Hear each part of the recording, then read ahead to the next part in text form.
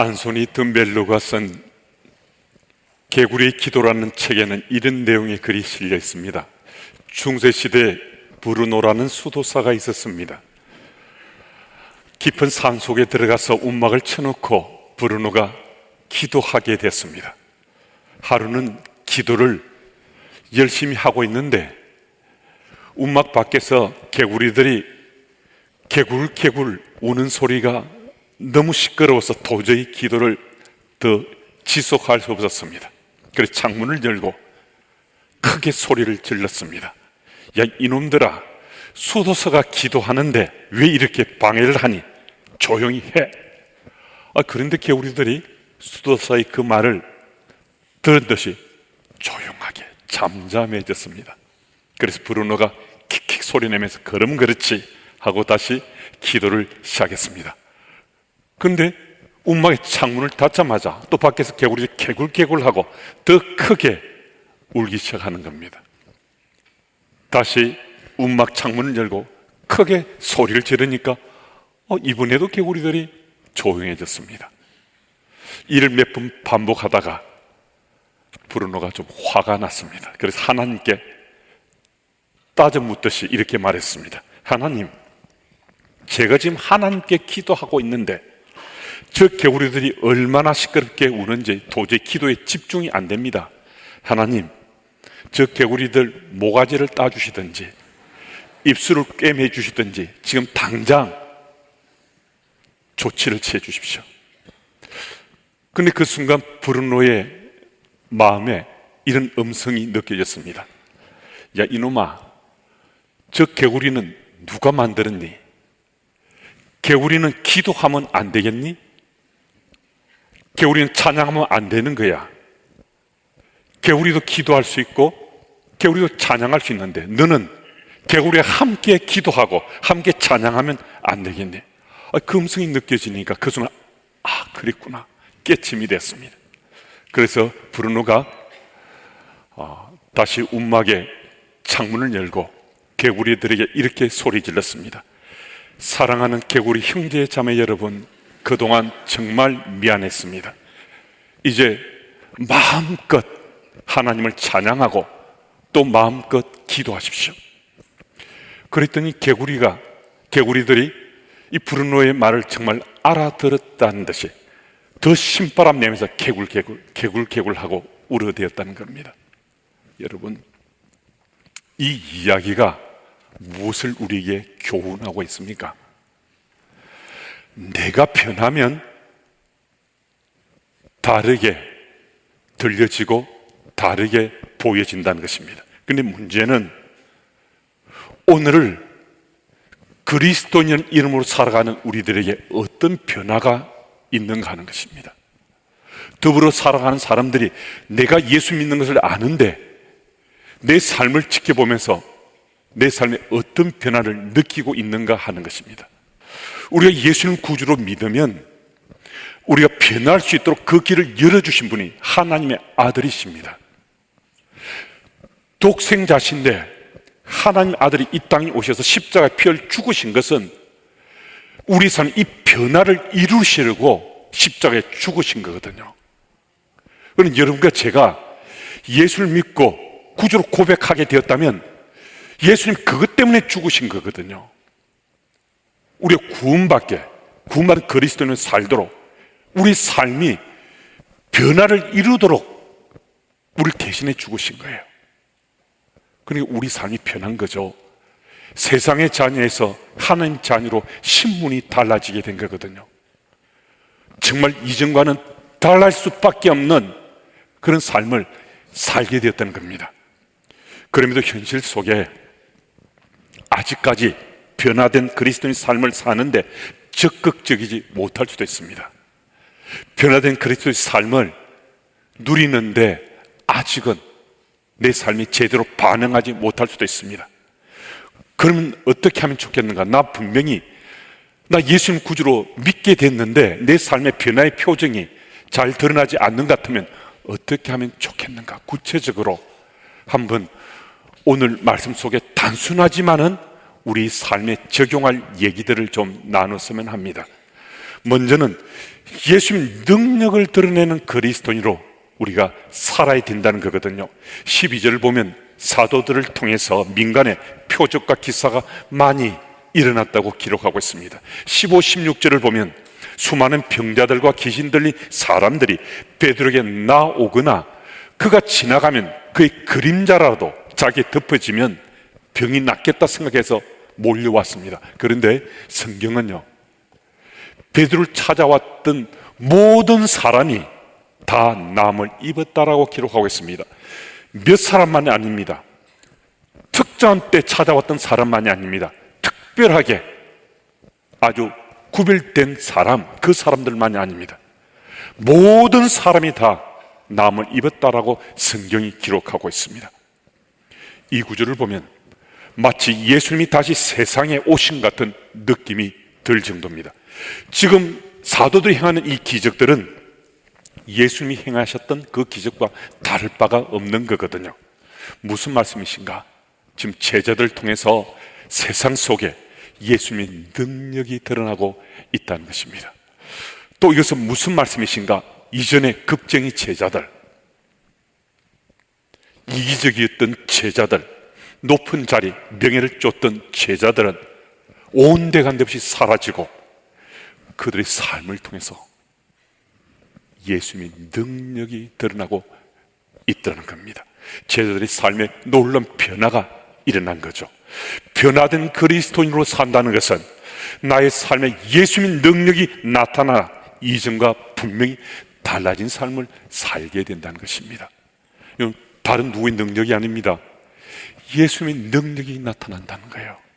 예수님의 능력이 나타난다는 것은요, 내 삶이 변했다는 거거든요. 변할 수밖에 없었다는 거거든요. 예수님의 능력이 나타나면요, 나만 그것을 느끼는 것이 아니고 내 주변 사람들도 오래지 않아서 느끼게 됩니다. 무엇보다도 내 표정이 달라지고요, 말투가 달라집니다. 이전에는 좀 부정적이고 남을 비난하는 말을 입술에 많이 담고 살았는데 어느 순간부터 오히려 다른 일을 감싸주거나 긍정적이고 좋은 얘기들을 나누는 내 입술, 내 마음을 나 자신이 느낄 수 있습니다. 다른 이들도 그것을 느끼게 됩니다. 행동 하나를 하더라도 예수님의 말씀이 기억나서 이전처럼 행동하지 않고요, 내 삶의 자세나 태도가 달라진 그 모습을 느끼면서 행동하게 되거든요. 그래서 이전에는요, 나의 신앙의 자리만 챙기느라고 다른 이에게 시선이 돌려지지 않았는데, 내가 구원받고 그리스도를 살게 되어서 내 삶의 변화가 나타나니까 다른 이들도 변화하는 예수님 능력이 나타나길 소망하는 마음으로 다른 이들에게도 신경이 쓰이고 마음이 가고 그들의 삶에도 이제 예수 믿도록 내가 그 통로가 되고자 하는 그런 관심과 마음을 갖게 되더라는 겁니다. 여러분, 우리가 믿는 예수님은 죽으신 분이 아닙니다. 부활하신 예수님이십니다. 부활하셔서 지금도 살아계신 예수님이십니다. 그 예수님이 바로 여러분과 제 속에 살아계셔서 우리가 변화된 그리스도인이 살아갈 수 있도록 능력을 주신다는 이 사실을 우리는 믿을 수 있어야 됩니다. 그래서 여러분과 제가 지금 세상 속에 그리스도인을 살고 있다면 우리는 예수님의 능력을 체험하고 살고 있고 우리 삶을 통해서 능력이 드러나서 주변 사람을 행복하게 할 수 있습니다. 그 소망 가지고 함께 더불어 살아가시는 여러분들이 다 되시기 바랍니다. 그리고 오늘 보면 또 한 가지, 세상 속에 빛이 되는 삶을 살아야 된다는 거예요. 그 당시 이스라엘 상황은 로마의 압제하에 있었기 때문에 별로 유쾌한 일이 없었습니다. 기쁘고 즐거운 일이 없었다는 거예요. 그래서 어떤 그룹을 칭송할 분위기가 전혀 아니었습니다. 그만큼 그 당시 시대 분위기가 어둡고 암울했다는 것입니다. 그런데 그 시대 상황 속에 이 이스라엘 백성들이 예수님의 제자들 칭송했다라고 말씀이 기록하고 있습니다. 우리 본문 13절 말씀을 같이 읽겠습니다. 우리 함께요. 그 나머지는 감히 그들과 상종하는 사람이 없으나 백성이 칭송하더라. 아멘. 말하자면 예수님의 제자들이 그 어둡고 암울한 시대 속에 이스라엘 백성들의 공동체 빛된 역할을 감당하고 있었다는 것입니다. 예수께서는 너희는 세상의 빛이라고 말씀하셨습니다. 그 당시 예수님을 따르는 그 사람들에게도, 이 자리에 함께한 우리들에게도 너희는 세상의 빛이라고 주께서 말씀하시는 겁니다.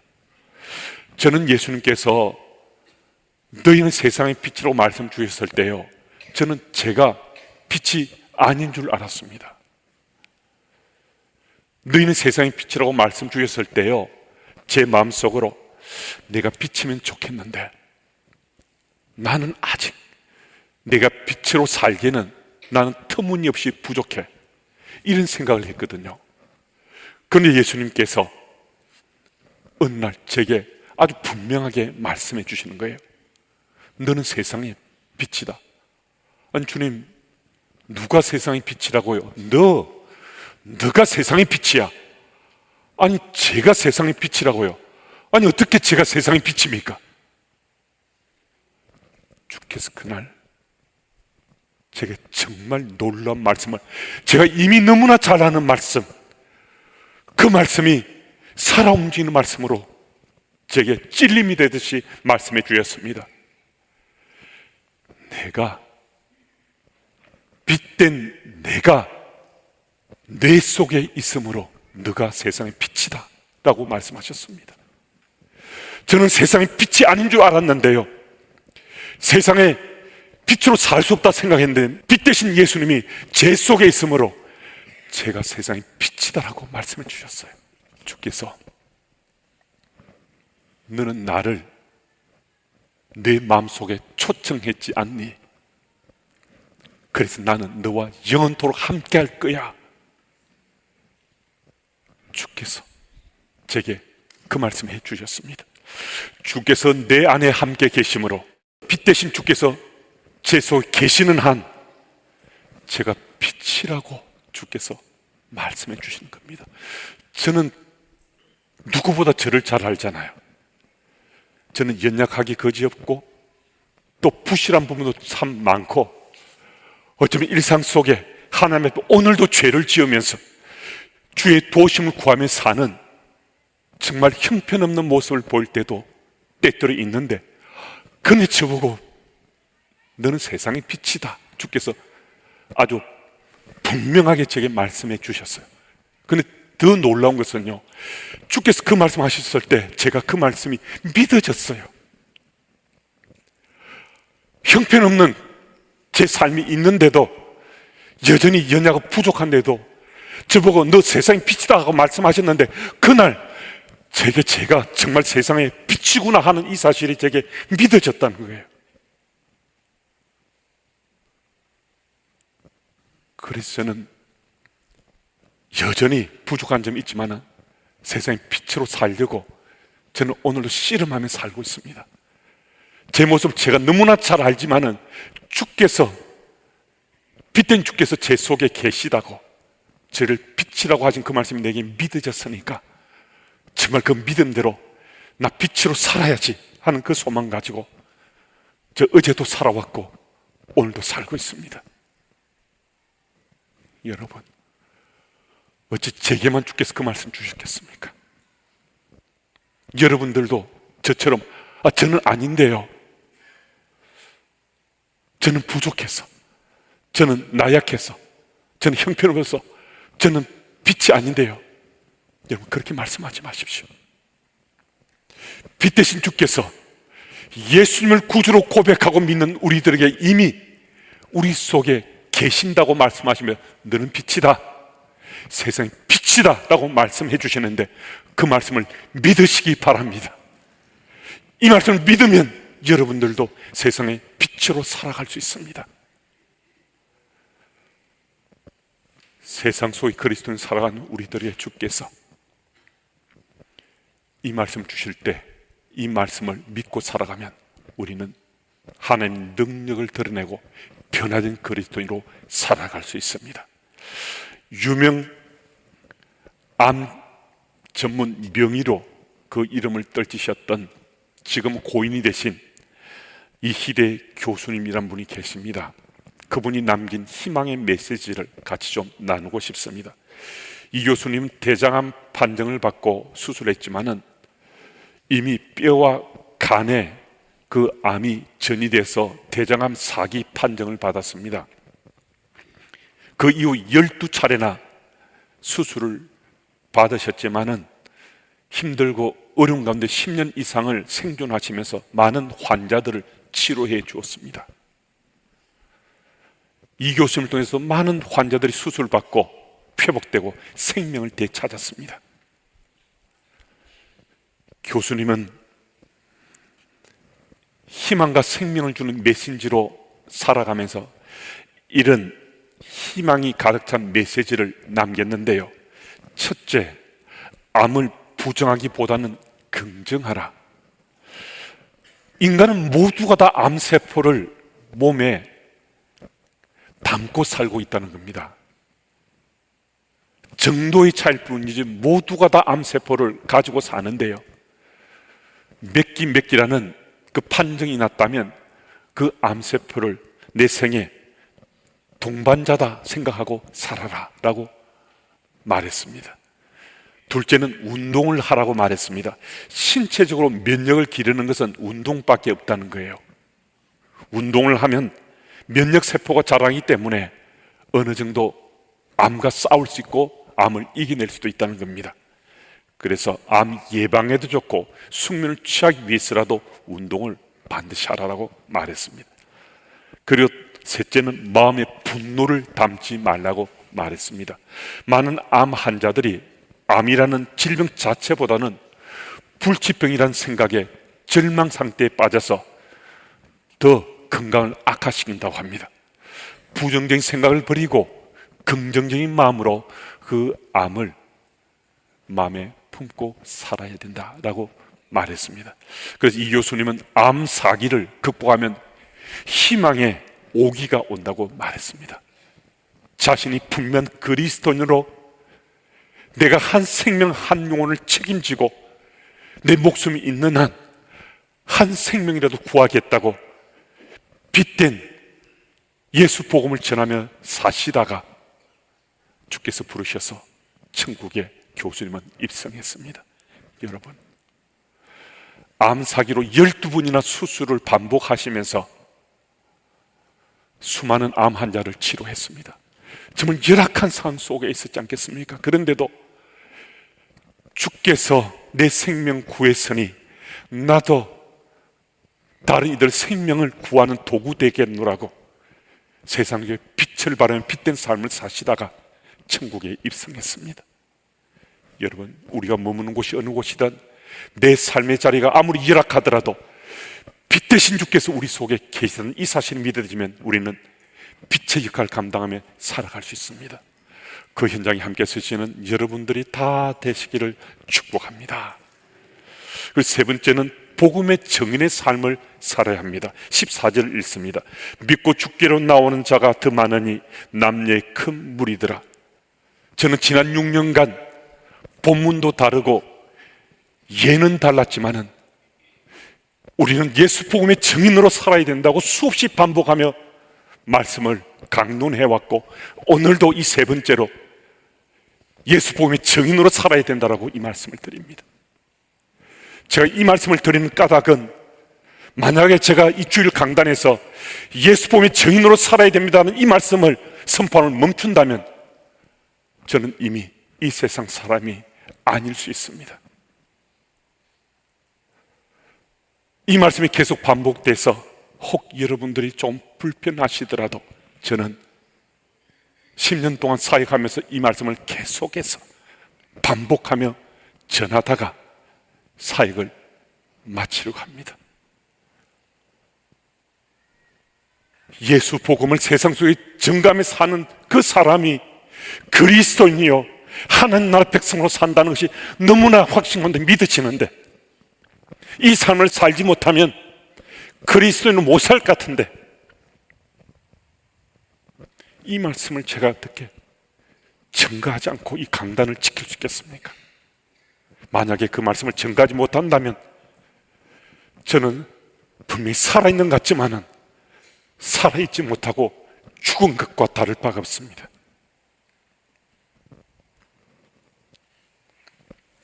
사도들 한번 보십시오. 사도들 행적이 예루살렘을 강풍처럼 휩쓸고 있습니다. 특히 제들의 삶의 일거수일투족이 예루살렘에 많은 유대인들의 감동을 주어서 그들이 예수를 믿겠다고 초대교회로 몰려들었습니다. 무슨 말씀이신가? 예수님 제자들이 세상 속에서 예수 복음의 증인으로 지금 제대로 살아가고 있는 겁니다. 우리들은 이런 생각을 할 수 있습니다. 유대인들이 교회로 들때처럼 구름대처럼 몰려들었다면 제자들이 일으킨 그 기적 때문이겠구나.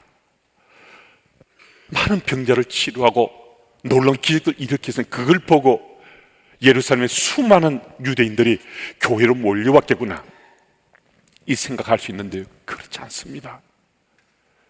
혹 뭐 그런 마음으로 찾아온 사람도 있을지 모르겠지만은 여러분, 예수님은요 공생 사역인데 정말 제자들이 비견조차 되지 않을 만큼 놀라운 기적들을 일으켰으며 수많은 병자들 고치시고 심지어 죽은 자도 살리셨습니다.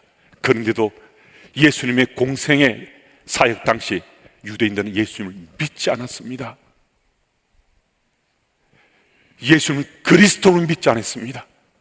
그런데 예수 복음은 그 핵심이 무엇입니까? 예수님이 그리스도, 예수님이 구원자, 하나님의 아들이라는 그 사실을 아주 분명히 밝히는 것이 예수 복음의 핵심 가치거든요. 그런데 제자들이 예수 복음을 전했을 때 수많은 사람들이 그 예수 복음이 믿어졌습니다. 예수님이 살아 생전에는 예수님이 그리스도는 사실 믿지 않은 사람들이 이제는 예수님 그리스도는 사실 믿게 됐다는 겁니다. 우리가 성경을 보면서 성경 속에 주목하는 시선이 달라서 그럴 수 있습니다. 예수님 제자들은요 성경 속에 기록된 것처럼 병자를 고치는 것, 이런저런 일으키는 것에 사실은 전념하지 않았습니다. 우리가 그 사실을 주목하다 보니까 그런 것들이 자꾸 눈에 들어오는데요, 제자들은요 예수 복음을 증거하는데 자기들의 삶을 거의 바쳤습니다. 병자를 치료하고 고치는 것은 한때 두때 일이지, 그들은 삶을 바쳐 삶을 걸어 예수 복음의 증인, 예수는 그리스도, 예수는 구원자, 예수는 하나님 아들이시라는 이 예수 복음을 강하고 담대하게 전하다가 순교의 제물로 자기 목숨을 기꺼이 바쳤습니다. 여러분, 예수님이 우리 구주로 고백되고 있으시다면, 내 삶에 그런 변화가 일어났다고 생각되신다면 무엇이 여러분을 변화시켰습니까? 예수 복음입니다. 내 가정이 이전과 달리 많이 변했다면, 변해가고 있다면 어떤 연유입니까? 예수 복음 때문입니다. 오늘 이 세상이 부패와 타락을 부추기고 너무 어둡고 암울한 세상이 되고 말았지 않습니까? 그러면 적어도 내가 발 딛고 사는 세상은 좀 더 밝아지리라, 깨끗해지리라 기대감을 가지고 산다면 그것은 웬 까닭입니까? 예수 복음 때문, 예수 복음 때문입니다. 여러분, 이 사실을 믿으시고 오늘부터라도 좀 더 내 가족, 특히 우리 자녀들에게 예수 복음을 가르치고 전하기 위해서 우리는 열심을 경주해야 됩니다. 또 우리도 변화된 그리스도를 살아가고자 무엇보다도 예수 복음을 전하는 자가 변화된 그리스도를 살아가는 거거든요. 예수 복음이 정녕 살고자 오늘 다시 한 번 더 결심하시는 우리 주님의 교회 가족들이 다 되시기를 축복합니다.